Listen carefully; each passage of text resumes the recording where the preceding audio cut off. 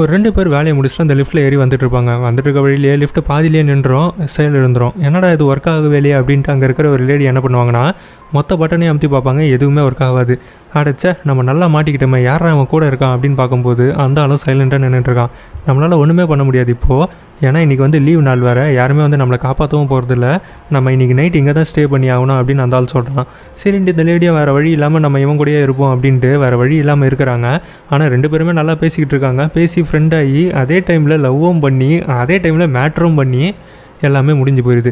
இதுக்கப்புறம் என்ன ஆகுது அப்படின்னா அந்த லேடி ரொம்பவே சந்தோஷமாக இருக்காங்க, நம்மளுக்கு சரியான பார்ட்னர் ஒருத்தன் கிடச்சிட்டான் அப்படின்ட்டு. ஆனால் அந்த ஆள் என்ன பண்ணுறான்னா நான் வேணுன்ட்டுனே தான் லிஃப்ட்டை ரிப்பேர் பண்ணேன் அப்படின்னு சொல்கிறான். என்னடா சொல்கிறேன், நீ எப்படி ரிப்பேர் பண்ண அப்படின்னா நான் இந்த இடத்துல தான் வேலை செய்கிறேன், நீ ரொம்ப அழகாக இருந்த, உன்னை முடிக்கணும்னு நினச்சேன், முடிச்சிட்டேன் அப்படின்வான்.